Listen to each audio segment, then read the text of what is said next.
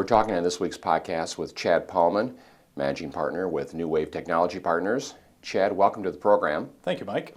We're going to talk about the new texting law here in Michigan. If you would give us a little bit of background first, how do we get to the point where the state legislature and governor enacted a law prohibiting texting while driving in Michigan? Mike, that's a great question. Why texting while driving? Why to have laws around that? And really, I think it comes down to safety.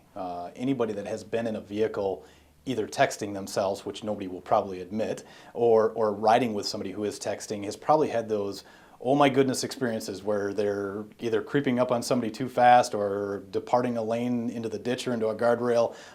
Those scenarios, they're dangerous. And you hear texting, and I think immediately everyone starts to think about the teenager who's driving down the road texting.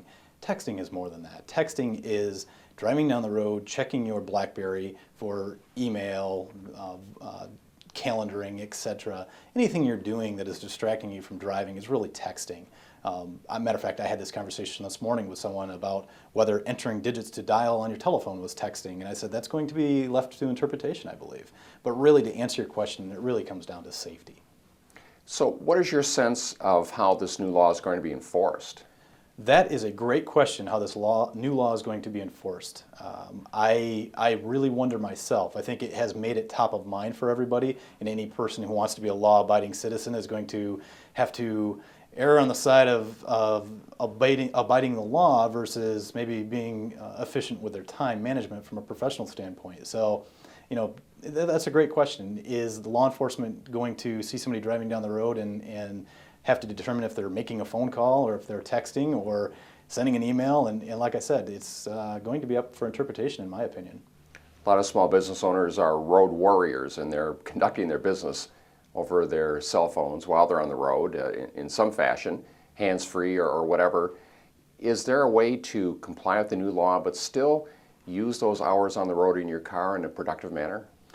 I am not going to render a legal opinion whether that is going to, you're going to be abiding by the law if you use some of these technologies, but I will answer your question and say there are some great technologies out there that will let the user keep their eye on the road and talk to their devices versus, heads down and inputting with their fingertips. And those technologies range from the ability from your cell phone to be able to just push a button and dictate your message to your phone, the ability for a little more sophisticated applications to actually dial into your office, have your office messaging system recognize that you are the person calling from your caller ID information, and then from there on have complete menus driven by your voice. I can literally say schedule an appointment with Mike, change the appointment with Mike from 3 o'clock to 3:30. I can dial people, I can listen to messages, I can pretty much navigate my messaging system, which is going to be voicemail, email, and fax messages, all from voice commands, and calendaring for that matter. So if you think about the things that we use on a day-in-and-day basis that we're using our fingertips for today, most of that with some current and new technology can be achieved just by talking to your device.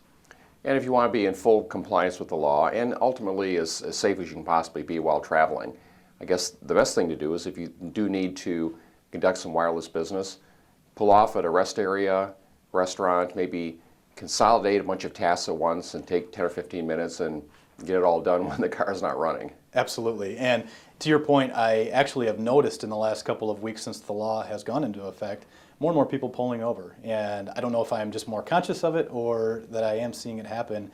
And yeah, that's great. I'm on the road all day long, so I'm hoping that others are also trying to be a little more conscientious of not staring into their palm of their hands and instead focus on the person, the cars in front of them.